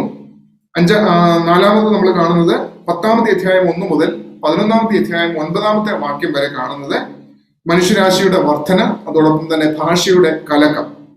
പിന്നീട് 11-ാമത്തെ അധ്യായം 10-ാം വാക്യം മുതൽ 25-ാമത്തെ അധ്യായം 11-ാമത്തെ വാക്യം വരെ അബ്രഹാമിന്റെ ലൈഫിനെ കുറിച്ച്, അബ്രഹാമിന്റെ ജീവിതത്തെ കുറിച്ച് കാണാം. പിന്നീട് 25-ാം അധ്യായം 12-ാം വാക്യം മുതൽ 27-ാം അധ്യായം 46-ാം വാക്യം വരെ ഇസഹാക്കിന്റെ ജീവിതത്തെ കുറിച്ച് കാണാം. 28-ാം അധ്യായം 1-ാം വാക്യം മുതൽ 36-ാം അധ്യായം 43-ാം വാക്യം വരെ യാക്കോബിനെ കുറിച്ചും യാക്കോബിന്റെ പുത്രന്മാരെ കുറിച്ചും ഉള്ളതായ അവരുടെ ജീവിതം കാണാം. അവസാനമായിട്ട് 37-ാം അധ്യായം മുതൽ 50-ാമത്തെ അധ്യായത്തിന്റെ അവസാന വാക്യം വരെ യോസെഫിനെ കുറിച്ചും യോസെഫിന്റെ ജീവിതത്തെ കുറിച്ചും നമുക്ക് പ്രധാനമായിട്ടും കാണുവാനായിട്ട് കഴിയും. ഇത് വീണ്ടും ഒന്നുകൂടെ സമറൈസ് ചെയ്യുകയാണെങ്കിൽ നമ്മൾ നോക്കുന്നത് 4 ഇവന്റ്സ്, അതോട് തുടർന്ന് 4 ആളുകൾ എന്നുള്ളതായ നിലയിലും കാണാനായിട്ട് കഴിയും. ആദ്യത്തെ 12 ചാപ്റ്റർ വരെ 4 ഇവന്റ്സ് പ്രധാനമായിട്ട് നടക്കുന്നു. അതിനുശേഷം 12 മുതൽ 50 വരെയുള്ള അധ്യായങ്ങൾ നമ്മൾ നോക്കുമ്പോൾ അത് 4 വ്യക്തികളെ കുറിച്ചുള്ളതായ ഒരു പഠനം. അപ്പോൾ ജെനസിസിന്റെ ഡിവിഷൻ നമ്മൾ പ്രധാനമായിട്ടും ഇത് കുറച്ചുകൂടെ നിങ്ങൾക്ക് സിമ്പിൾ ആയിരിക്കും. 1 മുതൽ 11 വരെ അധ്യായത്തിനകത്ത് 4 ഇവന്റ്സ് ആണ്. ക്രിയേഷൻ ഉണ്ട്, ഫോൾ ഉണ്ട്, ഫ്ലഡ് ഉണ്ട്, നേഷൻസ് ഉണ്ട്. സൃഷ്ടിപ്പ്, മനുഷ്യന്റെ വീഴ്ച, പ്രളയമാകുന്ന ന്യായവിധി, രാജ്യങ്ങളിലേതായിട്ടുള്ള പഠനം. പിന്നീട് നമ്മൾ നോക്കുന്നത് 12 മുതൽ 50 വരെയുള്ള അധ്യായങ്ങളിലേക്ക് നമ്മൾ വരുമ്പോൾ പ്രധാനമായിട്ടും 4 വ്യക്തികളെ പരാമർശിച്ചുകൊണ്ട് അവരുടെ ജീവിതത്തെ വരച്ച് കാണിക്കുന്നതായിട്ടുള്ള പിക്ചറാണ് മുൻപോട്ട് നമുക്ക് കാണാനായിട്ട് കഴിയുന്നത്. അപ്പോ ഇതാണ് ഈ ജെനസിസിനെ കുറിച്ചുള്ളതായ പ്രധാനപ്പെട്ടതായ ഒരു ആമുഖം. എല്ലാം ഒന്നും ഇതിനകത്ത് ഉൾപ്പെടുത്തിയിട്ടില്ല. പ്രധാനമായിട്ട് ഒരു പുസ്തകത്തെ കുറിച്ച് നമ്മൾ മനസ്സിലാക്കേണ്ടതായിട്ടുള്ളതായ വിശദീകരണങ്ങൾ മാത്രമേ ഇതിനകത്ത് നൽകിയിട്ടുള്ളൂ എന്നുള്ളത് കൂടെ ഞാൻ പ്രധാനമായിട്ടും ഓർമ്മിപ്പിക്കട്ടെ. അപ്പോൾ ഇനിയും ശ്രദ്ധിച്ചിരിക്കുക. ഇത്രയും ഭാഗങ്ങൾ നിങ്ങൾക്ക് കാര്യങ്ങൾ കണ്ട് മനസ്സിലാക്കാനായിട്ട് കഴിഞ്ഞു. ഇനിയും ശ്രദ്ധിച്ചിരിക്കുക. ഇനി നമ്മൾ അങ്ങോട്ട് പഠനത്തിലേക്ക് പ്രവേശിക്കുകയും, ഈ പഠനം എന്ന് പറയുമ്പോൾ ആമുഖം മനസ്സിലായി കാണുമെന്ന് കർത്താവിൽ വിശ്വസിച്ചുകൊണ്ട് മുമ്പോട്ട് പോവുക കേട്ടോ. ഇനി മനസ്സിലാവാത്തവരുണ്ടെന്നുണ്ടെങ്കിൽ ഒന്നുകൂടെ പിന്നീട് ലോഡ് ചെയ്യുന്ന സമയത്ത് ഒന്ന് കയറി നോക്കിയാൽ മതി. അപ്പൊ പെട്ടെന്ന് പിടുത്തം കിട്ടിക്കോളും. ഇനി നമ്മൾ പഠിക്കുമ്പോൾ നമ്മൾ പഠിക്കുന്ന ഓരോ കാര്യങ്ങളും, എല്ലാ വാക്യങ്ങളും വേഴ്സ് ബൈ വേഴ്സ് ആയിട്ട് എനിക്ക് എടുത്തു പോകാനുള്ള ടൈം കിട്ടത്തില്ല. എന്നാൽ പ്രധാനമായിട്ടുള്ള കാര്യങ്ങൾ എടുത്തു പോകാമെന്ന് വിശ്വസിക്കുക. നമ്മുടെ ആത്മീക ജീവിതത്തോടുകൂടെ കണക്ട് ചെയ്ത് വേണം വചനം പഠിക്കേണ്ടത്. അപ്പോൾ മാത്രമേ ഇത് നമുക്ക് ഒരു കാലിന് ദീപമായിട്ട് മാറത്തുള്ളൂ എന്നുള്ളത് ഓർത്തു വേണം. അതുകൊണ്ട് ഞാൻ ആദ്യത്തെ 2-3 വാക്യങ്ങൾ നമ്മൾ വായിക്കുകയാണ്. ഉൽപ്പത്തി പുസ്തകം 1-ാമത്തെ അധ്യായം 1 മുതലുള്ള വാക്യങ്ങൾ. എല്ലാവരുടെയും ബൈബിള് കാണണം, ബൈബിള് തുറന്നു വെക്കണം. നമ്മളൊരു 10,000 പ്രാവശ്യം വായിച്ചിട്ടുള്ളതായിരിക്കും ഇതൊക്കെ. ആദ്യം ദൈവമാകാശവും ഭൂമി സൃഷ്ടി, പണ്ട് സൺഡേ സ്കൂൾ പഠിക്കുന്ന സമയത്ത് വാക്യ മത്സരത്തിന് ആദ്യമേ പഠിക്കുന്ന ഒരു വാക്യമാണ് അല്ലെ, ആദ്യം ദൈവമാകാശവും ഭൂമി സൃഷ്ടിച്ച്. എളുപ്പമാണ് പഠിക്കാനും ഓർത്തിരിക്കാനും പറയാനും എന്ന് പറഞ്ഞതുപോലെ നമുക്കെല്ലാം ബൈഹാർട്ടായിട്ട് അറിയാവുന്നതായിട്ടുള്ള കാര്യങ്ങൾ. അവിടെ പറഞ്ഞിരിക്കുന്നത് ആദിയിൽ ദൈവം ആകാശവും ഭൂമിയും സൃഷ്ടിച്ചു. കൊച്ചു പിള്ളേരെ പഠിപ്പിക്കുന്നത് പോലെ പഠിപ്പിക്കുകയാണെന്ന് നിങ്ങൾ വിചാരിക്കരുത് കേട്ടോ. ഇതിനകത്ത് സംഭവങ്ങൾ വേറെയാ പഠിക്കാൻ പോകുന്നത്. നമ്മൾ ഭൂമി പാഴായും ശൂന്യമായും ഇരുന്നു, ആഴത്തിന്മീതെ ഇരുളുണ്ടായിരുന്നു, ദൈവത്തിന്റെ ആത്മാവ് വെള്ളത്തിന്മീതെ പരിവർത്തിച്ചു കൊണ്ടിരുന്നു. 2 വാക്യങ്ങൾ വായിച്ചു. 3 വാക്യങ്ങൾ വായിക്കുമ്പോൾ ഒരു കൂട്ടം കാര്യങ്ങൾ പറയാനായിട്ട് പറ്റും. കൊണ്ട് ഉള്ള സമയം കൊണ്ട് ഇന്നൊരു 8:20 ആകുമ്പോഴത്തേന് എനിക്ക് അവസാനിപ്പിക്കണം. അതുകൊണ്ട് ആ പരുവത്തിലാണ് ഞാൻ പോകുന്നത്. ആദ്യത്തെ വാക്ക് എന്താ എഴുതിയിരിക്കുന്നത്? ഇൻ ദ ബിഗിനിങ്, ആദിയിൽ ദൈവം. അതിന്റെ അർത്ഥം എന്താ? ആരംഭത്തിങ്കൽ ദൈവം, എല്ലാറ്റിന്റെയും തുടക്കത്തിൽ ദൈവം. മനസ്സിലാവുന്നുണ്ടെന്ന് വിചാരിക്കുന്നു. ആരംഭത്തിങ്കൽ ദൈവം എന്ന് പറഞ്ഞാൽ ഒരു ദൈവ പൈതലിനോട് നമ്മുടെ ജീവിതത്തോട് ഇതൊന്ന് ചേർത്ത് വയ്ക്കുമ്പോൾ എന്താ നമുക്ക് കിട്ടുന്ന ആത്മീയ സന്ദേശം? നമ്മുടെ ജീവിതം തുടങ്ങുന്നത് ദൈവത്തോടൊപ്പം ആയിരിക്കണം. ദൈവത്തിന് സ്തോത്രം. ഒരു പുതിയ പ്രഭാതം നമുക്ക് ലഭിച്ചു കഴിയുമ്പോൾ ആ പ്രഭാതത്തിൽ നമ്മുടെ ജീവിതം തുടക്കം കുറിക്കേണ്ടത് ആരോടൊപ്പം ആയിരിക്കണം? നമ്മുടെ ദൈവത്തോടൊപ്പം ആയിരിക്കണം. കുഞ്ഞുങ്ങൾ സ്കൂളിലേക്ക് പോകുന്നതിന് മുൻപായിട്ട് അവർ ആ ഒരുങ്ങി സ്കൂളിലേക്ക് പോകുമ്പോൾ ആരോടൊപ്പം പോകണം? ദൈവത്തോടൊപ്പം. നാം ഒരു യാത്ര തുടങ്ങുമ്പോൾ ആ യാത്രയുടെ തുടക്കം ആരോടൊപ്പം ആയിരിക്കണം? ദൈവത്തോടൊപ്പം. നാം ഒരു ജോലിയിലേക്ക് പ്രവേശിക്കുവാനായിട്ട് പോകുന്നു, ആരോടൊപ്പം ആയിരിക്കണം തുടക്കം? ദൈവത്തോടൊപ്പം ആയിരിക്കണം തുടക്കം. ഒരു കുടുംബജീവിതം ആരംഭിക്കുന്നു, തുടക്കം കർത്താവിനോടൊപ്പം ആയിരിക്കണം. അപ്പോൾ ആദിയിൽ ദൈവം എന്ന ആ വേർഡ് അവിടെ ഉപയോഗിക്കുമ്പോൾ നാം വളരെ വ്യക്തമായിട്ട് മനസ്സിലാക്കിക്കൊള്ളണം, ഓരോ ദൈവ മക്കളുടെയും ജീവിതത്തിന്റെ തുടക്കം ഈ കർത്താവിനോടൊപ്പം, ഈ ദൈവത്തോടൊപ്പം ആയിരിക്കണം. എന്ന് പറഞ്ഞു കഴിഞ്ഞാൽ ജീവിതത്തിന്റെ സമസ്ത മേഖലകളിലും ദൈവത്തോടൊപ്പം ആയിരിക്കണം. നാം ഒരു ബിസിനസ് ആരംഭിച്ചാൽ, നാം ഒരു എക്സാമിനേഷന് പോയാൽ, ഒരു പുതിയ കോഴ്സിന് നമ്മൾ ചേർന്ന് കഴിഞ്ഞാൽ, കുടുംബ ജീവിതത്തിലേക്ക് പ്രവേശിച്ചാൽ, ദൈവം നമുക്കൊരു പൈതലിനെ ദാനം തന്നു കഴിഞ്ഞാൽ, അങ്ങനെ ജീവിതത്തിന്റെ എല്ലാ തുടക്കത്തിലും ആരോടൊപ്പം ആയിരിക്കണമെന്നാണ് ദൈവം പഠിപ്പിക്കുന്നത്?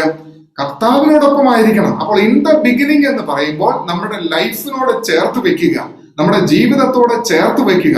എന്നിട്ട് ചിന്തിക്കുക, ദൈവത്തോടൊപ്പമാണോ എന്റെ തുടക്കങ്ങൾ? എന്റെ ഓരോ ദിവസവും ആരംഭിക്കുന്നത് ദൈവത്തോടൊപ്പം ആണോ എന്ന് നമുക്ക് ചിന്തിക്കുവാനായിട്ട് ഇവിടെ കഴിയണം എന്നുള്ളത് പ്രധാനമായിട്ട് ഓർമ്മിപ്പിക്കുകയാണ്. അതുകൊണ്ട് ആദിയിൽ ദൈവം എന്ന് പറയുമ്പോൾ തുടക്കം, ഓരോ ദൈവമക്കളുടെയും ജീവിതത്തിന്റെ തുടക്കം ദൈവത്തോടൊപ്പം ആയിരിക്കണം എന്നുള്ളത് പ്രധാനമായിട്ട് നമ്മളിവിടെ കാണുകയാണ്. പിന്നീട് പറഞ്ഞിരിക്കുന്നതാണ്, ദൈവം ആകാശവും ഭൂമിയും സൃഷ്ടിച്ചു, ഭൂമി പാഴായും ശൂന്യമായും ഇരുന്നു എന്നാണ് അവിടെ നമുക്ക് കാണാനായിട്ട് കഴിയുന്നത്. ഭൂമി പാഴായും ശൂന്യമായും ഇരുന്നു. അപ്പൊ അവിടെ നമ്മൾ എൻ്റെ കയ്യിലുള്ളതായ മറ്റൊരു ബൈബിളിനകത്ത് നമ്മൾ ഇംഗ്ലീഷിൽ കൂടെ അത് വായിക്കുകയാണെങ്കിൽ, in the beginning God created heavens and earth and the earth. Second verse ഇങ്ങനെയാണ്, the earth was without form and void and darkness was over the face of the deep and the spirit of God was hovering over the face of the waters. അപ്പൊ രണ്ടാമത്തെ വാക്യം ഇപ്രകാരമാണ് മലയാളത്തിൽ എഴുതിയിരിക്കുമ്പോൾ, ഭൂമി പാഴായും ശൂന്യമായും ഇരുന്നു എന്നാണ് പറയുന്നത്. The earth was without form and void എന്ന് പറഞ്ഞാൽ രൂപരഹിതമായിരുന്നതായ ഭൂമി. ഭൂമിക്ക് ഒരു ഫോം ഇല്ല, രൂപരഹിതമായിരുന്നു. മാത്രവുമല്ല, എന്താണ്? ശൂന്യമായിരുന്നു. പിന്നെന്താ നമ്മളവിടെ വായിക്കുന്നത്? ഇരുളായിരുന്നു. അവിടെ കാണുന്ന അനുസരിച്ച് ആഴത്തിന് മീതെ ഇരുളുണ്ടായിരുന്നു. അപ്പോൾ ഈ അവസ്ഥയൊന്ന് നോക്കിക്കേ. ഭൂമി രൂപരഹിതമായിരുന്നു, വിതൗട്ട് ഫോം, ശൂന്യമായിരുന്നു, void and full of darkness. ഇതായിരുന്നു ഭൂമിയുടെ അവസ്ഥ എന്ന് നമുക്ക് ഇവിടെ കാണാനായിട്ട് കഴിയുകയാണ്. അപ്പോ ദൈവമക്കൾ, അവിടെ നമ്മൾ മനസ്സിലാക്കേണ്ടത് എന്താണ്? രൂപരഹിതം എന്ന് പറയുമ്പോൾ, അല്ലെങ്കിൽ വിതൗട്ട് ഫോം എന്ന് പറയുമ്പോൾ എന്താണ് അവിടെ നമുക്ക് കിട്ടുന്ന ഒരു പിക്ചർ? ക്രമമില്ലാത്തതായ ഒരനുഭവമാണ്, ക്രമീകൃതമല്ല. ഒരുപാട് താളപ്പിഴകളുണ്ട്, ഒരുപാട് പോരായ്മകളുണ്ട്, താളം തെറ്റിക്കിടക്കുന്നതായ ഒരനുഭവമായിട്ടാണ് അവിടെ നമുക്ക് കാണാനായിട്ട് കഴിയുന്നത്. ഒരു വാദിയില്ല, ഒരന്തമില്ല, അങ്ങനെ പോകുന്നതായിട്ടുള്ള ഒരു അവസ്ഥയാണ്. അതായത് ചുരുക്കത്തിൽ പറഞ്ഞാൽ ഒരു ഡിസോർഡർ ലൈഫാണ് അവിടെ, അല്ലെ? ഒരു ഡിസോർഡർ ലൈഫിനെയാണ് നമുക്ക് അവിടെ പ്രധാനമായിട്ട് കാണുവാനായിട്ട് കഴിയുന്നത്. അതായത് ക്രമം കെട്ടതായിട്ടുള്ള അനുഭവം, ലക്ഷ്യബോധമില്ലാത്തതായ അനുഭവം, ഒരുക്കപ്പെടാത്തതായിട്ടുള്ള അനുഭവം. ഈ നിലയിലൊക്കെയാണ് ഇതിന്റെ കിടപ്പെന്ന് ഓർത്തുകൊള്ളണം. മാത്രമല്ല, പിന്നെന്തുണ്ട്? ഇരുളുണ്ട്. വലിയ ഡാർക്ക്നെസ് ആണ്. അപ്പോൾ ഭൂമിയെ സൃഷ്ടിച്ചതായിട്ടുള്ള ആ ഒരു കാലയളവ് തുടക്കമെന്ന് പറയുമ്പോൾ ഇരുൾ നിറഞ്ഞിരിക്കുന്നതായിട്ടുള്ള അനുഭവത്തെയാണ് അവിടെ പ്രധാനമായിട്ടും കാണുന്നതെന്ന് ഓർത്തുകൊണ്ട്. അപ്പോൾ രൂപരഹിതമാണ്, ശൂന്യമാണ്, ഒന്നുമില്ല. പിന്നെന്താണ്? ഇരുട്ട് നിറഞ്ഞിരിക്കുകയും ചെയ്യുന്നതായിട്ടുള്ള അനുഭവമാണ്. എന്നാൽ ഇതിനൊരു ഫോം ഉണ്ടാക്കുവാൻ, ഇതിന്റെ ശൂന്യത മാറ്റുവാൻ, ഇതിലടങ്ങിയിരിക്കുന്ന ഇരുട്ട് മാറുവാൻ എന്ത് ചെയ്യുന്നു എന്നുള്ളതും കൂടെ നമുക്ക് അവിടെ നോക്കാം. ഇവിടെ നിന്ന് ദൈവം നമുക്ക് തരുന്ന ഒരു ആത്മീയ സന്ദേശം എന്താണെന്ന് അറിയാമോ? ദൈവ സാന്നിധ്യമില്ലാത്തതായ ജീവിതങ്ങൾ ക്രമം കെട്ടതാണ്, രൂപരഹിതമാണ്, ക്രമീകൃതമല്ല, ഇരുളടഞ്ഞ അനുഭവമാണ്, തുടക്കവും ഒടുക്കവുമില്ലാത്തതായ അനുഭവമാണ്, ലക്ഷ്യബോധമില്ലാത്തതായ അനുഭവമാണ്, ശൂന്യതയാണ്, ഒന്നുമില്ലായ്മയുടെ അനുഭവമാണ്. അപ്പൊ ദൈവമില്ലാത്തതായ അവസ്ഥ എന്ന് പറഞ്ഞാൽ അത് അന്ധകാരാവൃതമാണ്. ഇനി ഈ അന്ധകാരത്തെ മാറ്റുവാനായിട്ട് കർത്താവ് എന്താണ് അവിടെ ചെയ്യുന്നത്? അവിടെ രേഖപ്പെടുത്തിയിരിക്കുന്നത് അനുസരിച്ചിട്ട് ദൈവത്തിന്റെ ആത്മാവ് വെള്ളത്തിന്മീതെ പരിവർത്തിച്ചു കൊണ്ടിരുന്നു എന്നുള്ളതാണ് അവിടെ പറഞ്ഞിരിക്കുന്നത്. അവിടെ ഇംഗ്ലീഷിൽ ഇപ്രകാരമാണ് എഴുതിയിരിക്കുന്നത്: The Spirit of God was hovering over the face of the waters. Hovering over the face of the waters എന്ന് പറഞ്ഞാൽ എന്താണ്? ദൈവത്തിന്റെ പരിശുദ്ധാത്മാവ് ഈ ഇരുളടഞ്ഞിരിക്കുന്ന, അന്ധകാരാവൃതമായിരിക്കുന്ന, രൂപരഹിതമായിരിക്കുന്നതായ, ക്രമം കെട്ട പ്രവൃത്തിയുമായിട്ട് നടക്കുന്നതായ, പാപത്തിൻ്റെതായ ഇരുളടഞ്ഞു കിടക്കുന്നതായിട്ടുള്ള ജീവിതത്തിൽ ദൈവത്തിന്റെ പരിശുദ്ധാത്മാവ് എന്ത് ചെയ്യുകയാണ്? വട്ടമിട്ട് പറക്കുകയാണ്. Hovering over. എന്താ? ഒരു കഴുകൻ ചിറകടിച്ച് പറക്കുന്നത് പോലെ ദൈവത്തിന്റെ ആത്മാവ് പ്രവർത്തിക്കുകയാണ്. അപ്പോൾ ദൈവത്തിന്റെ ആത്മാവ് പരിവർത്തിച്ചു കൊണ്ടിരുന്നു. എവിടെ? അന്ധകാരാവൃതമായിരിക്കുന്നതായ ഭൂമിയിൽ ദൈവത്തിന്റെ ആത്മാവ് പരിവർത്തിച്ചു കൊണ്ടിരിക്കുക. ഇനിയും ഇത് മനസ്സിലാക്കാനായിട്ട് ബുദ്ധിമുട്ടുണ്ടെങ്കിൽ ഏറ്റവും എളുപ്പം ഒരു മാർഗം ഞാൻ പറഞ്ഞുതരാം. എസെക്കിയേൽ പ്രവാചകന്റെ പുസ്തകത്തിലേക്ക് നമുക്ക് പെട്ടെന്ന് അങ്ങ് പോയാൽ മതി. എളുപ്പം കാര്യം പിടികിട്ടും. നമ്മൾ ഈ കൂടുതൽ വളച്ചു കെട്ടി പറഞ്ഞതിനെക്കാട്ടി നല്ലത് കാര്യം മനസ്സിലാക്കാൻ സിമ്പിളായിട്ട് അങ്ങ് പോവുകയാണെങ്കിൽ അതല്ലേ നല്ലത്.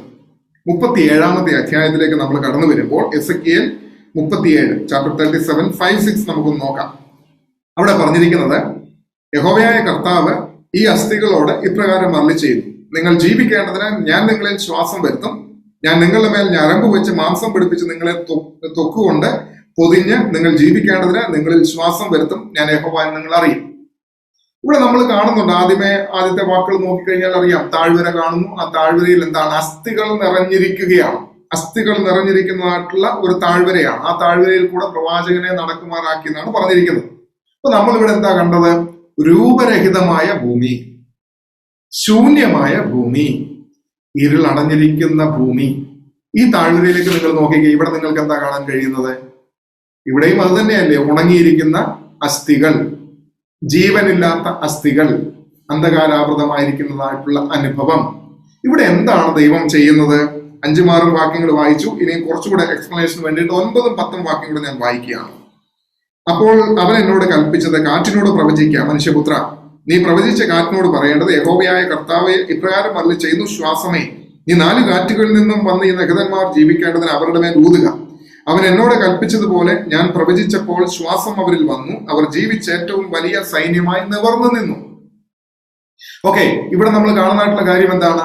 ശൂന്യതയുടെ മുകളിൽ, അന്ധകാരത്തിന്റെ മുകളിൽ, ഇരുളടഞ്ഞതായ ജീവിതത്തിന്റെ മുകളിൽ എന്ത് ചെയ്തു എന്ന് പറയുന്നത്? ദൈവത്തിന്റെ ആത്മാവ് പരിവർത്തിച്ചു കൊണ്ടിരുന്നു. ദൈവത്തിന് സ്തോത്രം. ഇവിടെയും സംഭവിക്കുന്നത് എന്താണ്? ഈ ഉണങ്ങിയ അസ്ഥികളുടെ താഴ്വരയിൽ ദൈവത്തിന്റെ ആത്മാവ് പരിവർത്തിച്ചു കൊണ്ടിരുന്നപ്പോൾ, hovering over the face of the waters, hovering over the face of the dry bones, ഇവിടെ ആ അസ്ഥികളുടെ മുകളിൽ ദൈവത്തിന്റെ പരിശുദ്ധാത്മാവ് പ്രവർത്തിച്ചു കൊണ്ടിരുന്നപ്പോൾ എന്താണ് സംഭവിക്കുന്നത്? എഴുന്നേറ്റ് നിന്ന് വലിയ സൈന്യമായിട്ട് മാറുന്നതായിട്ടുള്ള അനുഭവം. അതുകൊണ്ട് ഇന്ന് രാത്രിയിൽ ദൈവത്തിന്റെ ജനം മനസ്സിലാക്കിക്കൊള്ളണം, നിന്റെ ഈ ജീവിതത്തിന്റെ ഇരുട്ട് മാറണമെങ്കിൽ, നിന്റെ ജീവിതത്തിന്റെ രൂപരഹിതമായിട്ടുള്ളതായ ക്രമം കെട്ട ജീവിത അനുഭവം മാറണമെന്നുണ്ടെങ്കിൽ നിന്റെ ജീവിതത്തിന്റെ ഇരുളടഞ്ഞ ജീവിതാനുഭവങ്ങൾ മാറണമെങ്കിൽ പരിശുദ്ധാത്മാവ് നിന്റെ ഉള്ളിലേക്ക് എഴുന്നള്ളി വരുമ്പോൾ നിന്റെ ജീവിതത്തിന്റെ രൂപരഹിതം മാറും, ക്രമം കെട്ട അനുഭവം മാറും, പാപത്തിന്റെ അന്ധകാരം മാറും, നിന്റെ ജീവിതത്തിലേക്ക് പ്രകാശം പരത്തുന്നതായിട്ടുള്ള അനുഭവമായിട്ട് മാറുകയാണ് എന്നുള്ളത് വിസ്മരിച്ച് പോകരുത്. അതുകൊണ്ട് ശൂന്യമായിരുന്ന ഭൂമിയെ, അന്ധകാരാവൃതമായിരുന്ന ഭൂമിയെ, ഒരു ഫോമും ഇല്ലാതിരുന്നിട്ടുള്ള ഭൂമിയെ ദൈവം രൂപമുള്ളതാക്കി തീർത്തത്, ജീവനുള്ളതാക്കി തീർത്തത് ദൈവത്തിന്റെ പരിശുദ്ധാത്മാവ് അവിടെ പ്രവർത്തിക്കുമ്പോഴാണ് എന്നുള്ളത് അവിടെ നിന്ന് നമുക്ക് മനസ്സിലാക്കുവാനായിട്ട് കഴിയും. അതുകൊണ്ട് ദൈവത്തിന്റെ ജനമേ, ഇരുളടഞ്ഞതായ ജീവിതങ്ങളുടെ മേൽ ദൈവത്തിന്റെ ആത്മാവ് പ്രവർത്തിക്കുമ്പോഴാണ് അവിടെ ആ ഇരുട്ട് മാറുന്നതായിട്ടുള്ള അനുഭവം നമുക്ക് കാണുവാനായിട്ട് കഴിയുന്നത്. അതുകൊണ്ട് നമ്മളോട് മനസ്സിലാക്കേണ്ടതായിട്ടുള്ള കാര്യം എന്താകുന്നു എന്ന് ചോദിച്ചു കഴിഞ്ഞാല്, ദൈവത്തിന്റെ കൃപ, the work of grace in the soul is the new creation. ദൈവത്തിന്റെ കൃപ നമ്മുടെ മേൽ ഇറങ്ങി വന്ന് പ്രവർത്തിക്കുമ്പോൾ നാം ആരായിട്ട് മാറുകയാണ്? പുതിയ സൃഷ്ടിയുടെ അനുഭവമായിട്ട് നമ്മൾ മാറുകയാണ്. ഈ ഡ്രൈ ബോൺസ് എന്തായിട്ട് മാറുകയാണ്? ഒരു പുതിയ സൃഷ്ടിയുടെ അനുഭവം, ഒരു സൈന്യമായിട്ട് എഴുന്നേറ്റ് നിൽക്കത്തക്ക രീതിയിൽ ഒരു ഫോർമേഷൻ അവിടെ ഉണ്ടാകുന്ന ഒരു ന്യൂ ക്രിയേഷൻ അവിടെ സംജാതമായി തീരുന്നതായിട്ട് നമുക്ക് കാണാനായിട്ട് കഴിയും. അതുകൊണ്ട് ദൈവത്തിന്റെ ജനമേ, നമ്മൾ പ്രധാനമായിട്ട് നമ്മൾ മനസ്സിലാക്കേണ്ടത്, കൃപയില്ലാത്തതായ ഒരു ഗ്രേസ്ലെസ് സോളിൽ സംഭവിക്കുന്നത് ക്രമം കെട്ട അനുഭവമാണ്, ഇല്ലേ എന്ന് പറഞ്ഞു കഴിഞ്ഞാൽ അത് ഡിസോർഡർ ആണ്, ഫുൾ ഓഫ് കൺഫ്യൂഷൻ ആണ്, ഫുൾ ഓഫ് ഈവിൾ വർക്ക്സ് മാത്രമാണ് അതിനകത്ത് നിറഞ്ഞിരിക്കുന്നത്. ഇത് കംപ്ലീറ്റ് ആയിട്ട് എംപ്റ്റി ആണ്, ശൂന്യതയാണ്, ഒന്നുമില്ലായ്മയുടെ അനുഭവമാണ്, എല്ലാ ഈവിൾ വർക്ക്സും നിറഞ്ഞിരിക്കുന്നതായിട്ടുള്ള അനുഭവമാണ്. ദൈവമില്ലാത്തതായിട്ടുള്ള അനുഭവം, അത് ഇരുട്ടിൻ്റെതായിട്ടുള്ള അനുഭവമാകുന്നു എന്ന് മനസ്സിലാക്കാനായിട്ട് കഴിയും. എന്നാൽ ദൈവം പ്രവർത്തിച്ചു തുടങ്ങുമ്പോൾ അങ്ങനെയുള്ളതായ ജീവിതം ഇരുള് മാറി അനുഗ്രഹിക്കപ്പെട്ടതായ അനുഭവത്തിലേക്ക് കടന്നു വരുന്നതായിട്ട് നമുക്ക് കാണാനായിട്ട് കഴിയും. അപ്പോൾ ഒന്നും രണ്ടും വാക്യങ്ങളിൽ നിന്ന് നമ്മൾ മനസ്സിലാക്കുന്നത്, നമ്മുടെ ജീവിതത്തിന്റെ സമസ്ത മേഖലയുടെയും തുടക്കം, എന്തിന്റെയും തുടക്കം, ഒരു ദൈവപൈതലിന്റെ ജീവിതത്തിന്റെ തുടക്കം എന്ന് പറയുന്നത് നമ്മുടെ കർത്താവിനോട് ഒപ്പം ആയിരിക്കണമെന്ന് ഉൽപ്പത്തി പുസ്തകത്തിന്റെ 1-ാമത്തെ അധ്യായത്തിന്റെ 1-ാമത്തെ വാക്യം നമ്മളെ ബോധിപ്പിക്കുന്നു. അതുകൊണ്ട് ഇന്നു മുതൽ, ഇതുവരെ അങ്ങനെ അല്ലായിരുന്നുവെങ്കിൽ, ഇന്നത്തെ ഈ പഠനം നമ്മൾ ആരംഭിക്കുമ്പോൾ നമ്മൾ മനസ്സിലാക്കണം, എന്റെ ജീവിതത്തിന്റെ എന്തിന്റെയും ആരംഭം ഒരു ചെറിയ യാത്ര ആയിക്കോട്ടെ, ഒരു ചെറിയ രാവിലെ എഴുന്നേൽക്കുന്നതായിട്ടുള്ള സമയം മുതൽ ആയിക്കൊള്ളട്ടെ, എല്ലാ അനുഭവങ്ങളും ദൈവത്തോടൊപ്പം ആയിരിക്കണം. ദൈവമക്കളെ, നിങ്ങൾ ഇതൊന്ന് പ്രാക്ടീസ് ചെയ്ത് നോക്കി കഴിഞ്ഞാൽ നിങ്ങൾക്ക് മനസ്സിലാകും നമ്മുടെ ജീവിതത്തിന്റെ മാറ്റം. ദൈവത്തോടൊപ്പം ഉള്ളതായ ഒരു കാര്യവും സക്സസ് അല്ലാതെ പോവുകയില്ല എന്ന് കണ്ടുകൊള്ളണം. അതെല്ലാം സക്സസ് ആയിട്ട് തന്നെ മാറും. ദൈവത്തോടൊപ്പം ഉള്ളതായ ഒരു തുടക്കമായിരിക്കണം നമ്മുടെ ജീവിതം. 2, ജീവിതത്തിന്റെ പാഴായ അനുഭവങ്ങൾ, ശൂന്യമായിരിക്കുന്ന അനുഭവങ്ങൾ, ഇരുൾ നിറഞ്ഞിരിക്കുന്നതായിട്ടുള്ള അനുഭവങ്ങൾ മാറണമെന്നുണ്ടെങ്കിൽ ദൈവത്തിന്റെ പരിശുദ്ധാത്മാവ് നമ്മുടെ മേൽ പ്രവർത്തിക്കണം. ദൈവത്തിന്റെ ആത്മാവ് നമ്മുടെ മേൽ പ്രവർത്തിക്കുമ്പോൾ നാം എന്തായിട്ട് മാറുകയാണ്? ജീവനും ചൈതന്യവും ഉള്ളവരായിട്ട് മാറുകയാണ്. താഴ്വരയിലെ അസ്ഥികൾ, ഉണങ്ങിയ അസ്ഥികൾ സൈന്യമായിട്ട് എഴുന്നേറ്റ് നിന്നതുപോലെ ദൈവത്തിന്റെ ജനം ജീവനും ചൈതന്യവും ഉള്ളവരായി മാറുകയാണ് എന്നുള്ളത് ഓർക്കണം. ഇനി പറഞ്ഞിരിക്കുന്നത്, വെളിച്ചം ഉണ്ടാകട്ടെ എന്ന് ദൈവം കൽപ്പിച്ചു, വെളിച്ചം ഉണ്ടായി. ഓക്കെ, വെളിച്ചം ഉണ്ടാകട്ടെ എന്ന് ദൈവം കൽപ്പിച്ചു, വെളിച്ചം ഉണ്ടായി. ഇനി 1 മുതൽ 3 വരെയുള്ള വാക്യങ്ങൾ നമ്മൾ ഒന്ന് പരിശോധിച്ചു കഴിഞ്ഞാൽ 3 വ്യക്തികളെ നിങ്ങൾക്ക് അവിടെ കാണാനായിട്ട് കഴിയും. 3 വ്യക്തികൾ. അത് ആരൊക്കെയാകുന്നു എന്ന് ചോദിച്ചാൽ, പിതാവാം ദൈവം, രണ്ടാമത് ആ ദൈവത്തിന്റെ ആത്മാവിനെ കുറിച്ച് നമ്മൾ കണ്ടു 2-ാമത്തെ വാക്യത്തിൽ, ഹോളി ഗോസ്റ്റ്, ഹോളി സ്പിരിറ്റ്. ഇനി 3 എന്താ പറയുന്നത്? വെളിച്ചം ഉണ്ടാകട്ടെ എന്ന ശബ്ദം എന്ന ദൈവം കൽപ്പിച്ചു, വെളിച്ചം ഉണ്ടായി. അവിടെ എന്താ സംഭവിക്കുന്നത്? വെളിച്ചം ഉണ്ടാകട്ടെ, ശബ്ദം, വേർഡ്, ഉപയോഗിച്ചിരിക്കുന്ന പദം ലോഗോസ്. അതാര്? കർത്താവായ യേശു ക്രിസ്തു.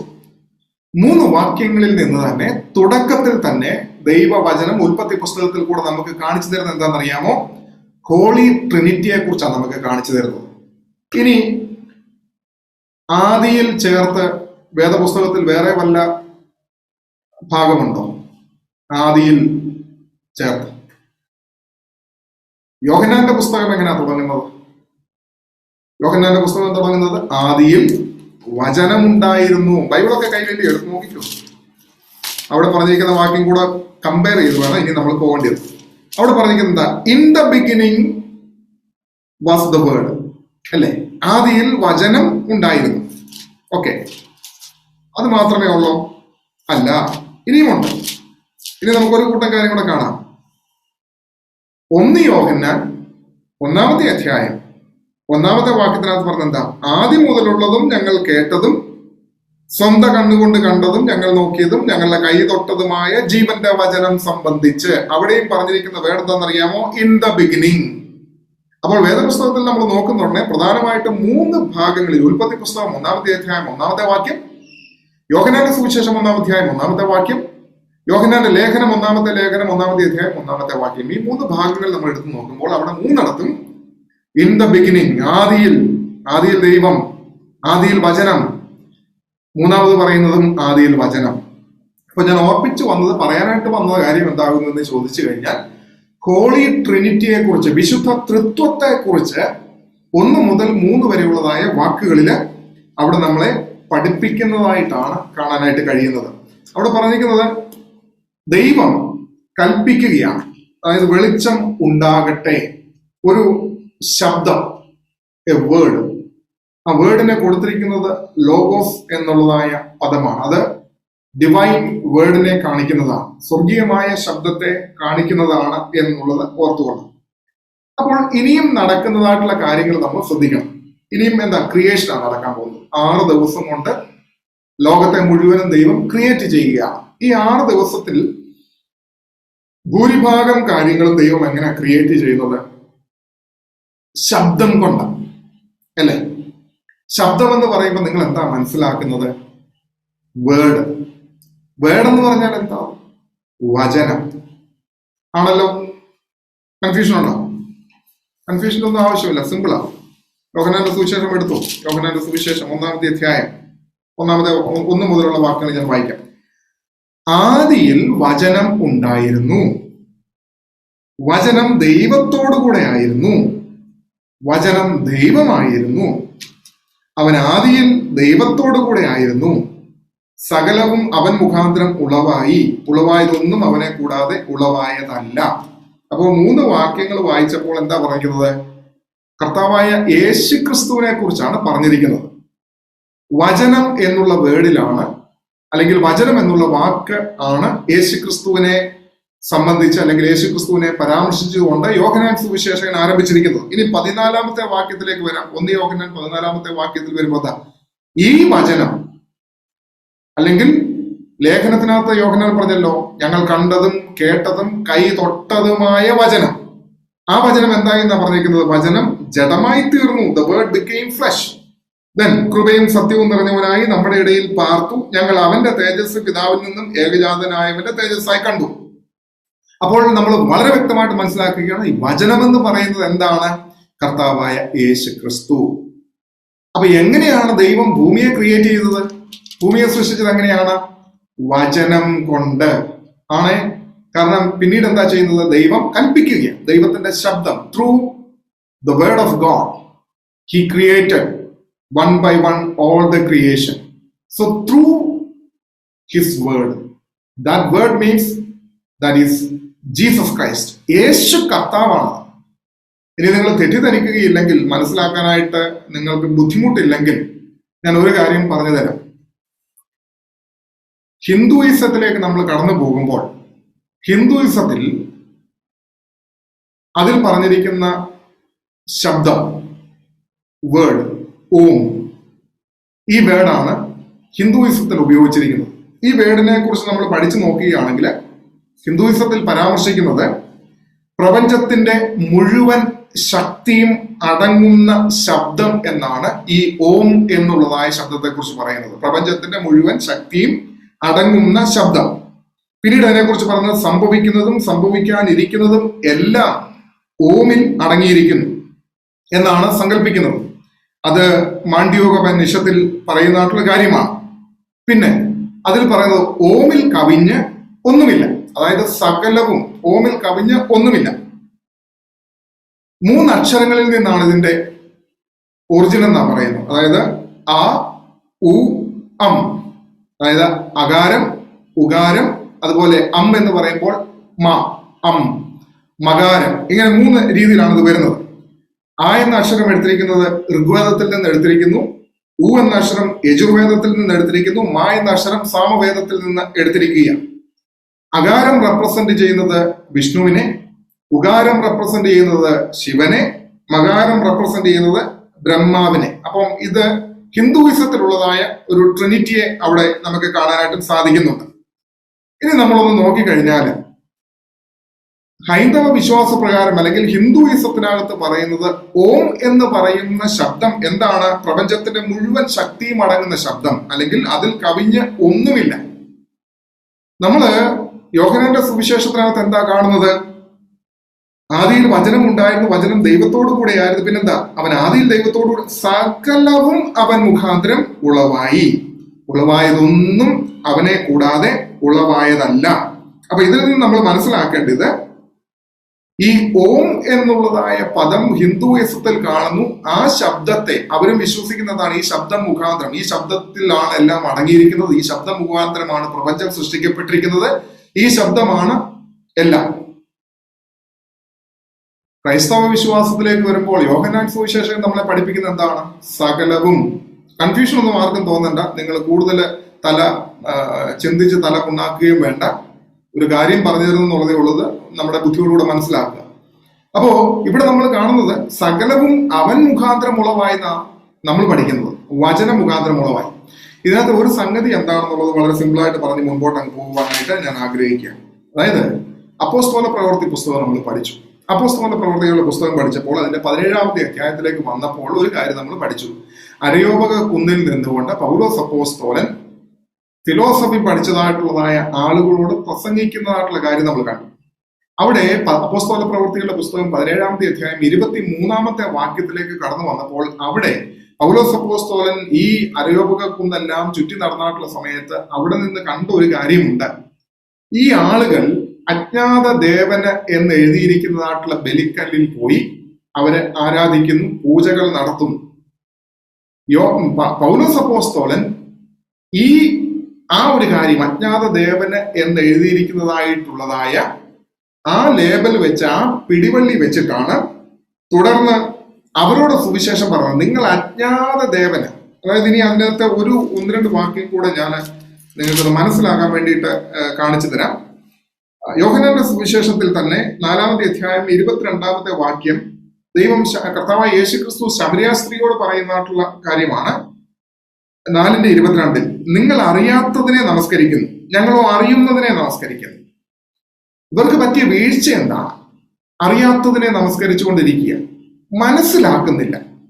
മനസ്സിലാക്കാതെ നമസ്കരിച്ചുകൊണ്ടിരിക്കുന്ന അനുഭവം. അവിടെ തന്നെ നിങ്ങൾ ഈ അജ്ഞാത ദേവൻ എന്ന് പറയുന്നത്, പൗലോസ് അപ്പോസ്തലൻ അവരോട് സംസാരിക്കുമ്പോൾ നിങ്ങൾ ഈ അജ്ഞാത ദേവൻ എന്ന് പറഞ്ഞ് നമസ്കരിച്ചുകൊണ്ടിരിക്കുക, നിങ്ങൾ വാസ്തവത്തിലുള്ള കർത്താവിനെ, ദൈവത്തെ, യേശുവിനെ അറിയുന്നില്ല. ഇതെന്താണ് ലോകത്തിൽ സംഭവിച്ചുകൊണ്ടിരിക്കുന്നത്? ഒരു മഹാഭൂരിപക്ഷം ആളുകളും സത്യത്തെ അറിയാതെ പോവുകയാണ്. സത്യത്തെ അറിയാതെയാണ് അവര് പൂജ ചെയ്തുകൊണ്ടിരിക്കുന്നത്, കാര്യാദികൾ ചെയ്തുകൊണ്ടിരിക്കുന്നത്. ഇനി ഒരു വാക്യം കൂടെ വേഗം ശ്രദ്ധയിൽപ്പെടുത്തുകയാണെങ്കിൽ, റോമാലേഖനം 1ാമത്തെ അധ്യായം അതിന്റെ 19 മുതലുള്ള വാക്യങ്ങൾ നോക്കാം. 19 മുതലുള്ള വാക്യങ്ങൾ പ്രധാനമായിട്ടും അതിന്റെ 21ാമത്തെ വാക്യം നോക്കാം. അവിടെ പറഞ്ഞിരിക്കുന്നത് 1:21. അവർ ദൈവത്തെ അറിഞ്ഞിട്ടും അവനെ ദൈവമെന്ന് ഓർത്ത് മഹത്വീകരിക്കുകയോ നന്ദി കാണിക്കുകയോ ചെയ്യാതെ തങ്ങളുടെ നിരൂപണങ്ങളിൽ വ്യർത്ഥരായി തീർന്നു. അവരുടെ വിവേകമില്ലാത്ത ഹൃദയം ഇരുണ്ടുപോയി. 23ാമത്തെ വാക്യം, അക്ഷയനായ ദൈവത്തിന്റെ തേജസ്സിനെ അവർ ക്ഷയമുള്ള മനുഷ്യൻ, പക്ഷി, നാൽക്കാലി, ഇഴജാതി എന്നിവയുടെ രൂപസാദൃശ്യമാക്കി മാറ്റിക്കളഞ്ഞു എന്നാണ് അവിടെ പരാമർശിച്ചിരിക്കുന്നത്. അതുകൊണ്ട് സംഭവിക്കുന്ന കാര്യം ഇത്രയേ ഉള്ളൂ. അറിവില്ലാതെ, ബോധമില്ലാതെ, അല്ലെങ്കിൽ സത്യദൈവത്തെ കുറിച്ച് മനസ്സിലാക്കുവാൻ കഴിയാതെ പോകുന്നതായ ഒരു ജനതതി, അതാണ് ഇവിടെ സംഭവിക്കുന്നത് എന്നുള്ളത് പ്രധാനമായിട്ടും ഓർത്തുകൊള്ളണം. അപ്പോൾ നമ്മൾ ഇവിടെ പഠിക്കുന്നത് 3 വാക്യങ്ങളിൽ നിന്ന് നമ്മൾ മനസ്സിലാക്കുന്നത് ഹോളി ട്രിനിറ്റിയെ കുറിച്ച്, വിശുദ്ധ തൃത്വത്തെ കുറിച്ച്, പിതാവാം ദൈവത്തെ കുറിച്ച് കണ്ടു, പുത്രനായ യേശുക്രിസ്തുവിനെ കുറിച്ച് ആദ്യമേ കാണുന്നു, അതിനുശേഷം പരിശുദ്ധാത്മാവിനെ കുറിച്ച്. അങ്ങനെ 3 കാര്യങ്ങളെ കുറിച്ച് നമുക്ക് പ്രധാനമായിട്ടും കാണുകയാണ്. പിന്നീട് പറയുന്നത് എന്താണ്? സമയം കഴിയുകയാണ്, ഞാൻ പെട്ടെന്ന് അവസാനിപ്പിക്കും. വെളിച്ചം ഉണ്ടാകട്ടെ എന്ന് ദൈവം കൽപ്പിച്ചു, വെളിച്ചം ഉണ്ടായി. ഇവിടെ എന്താ നമ്മൾ കാണുന്നത്? Power of the word of God, ദൈവത്തിന്റെ വചനത്തിന്റെ ശക്തി. വചനം എന്ന് പറഞ്ഞു കഴിഞ്ഞാൽ ഇനി മുതൽ ഓർത്തുകൊള്ളണം, ഇത് കർത്താവായ യേശു ക്രിസ്തുവാണ്. ഈ യേശു തമ്പുരാന്റെ ശക്തി നിങ്ങൾ നോക്കണം. എന്താണ് ആ ശക്തി? ഇരുളടഞ്ഞിരിക്കുന്നതായ അന്ധകാരാവൃതമായിരിക്കുന്നതായ ലോകം, ഈ അന്ധകാരാവൃതമായിരിക്കുന്ന ലോകത്തിലേക്ക് വെളിച്ചം ഉണ്ടാകട്ടെ.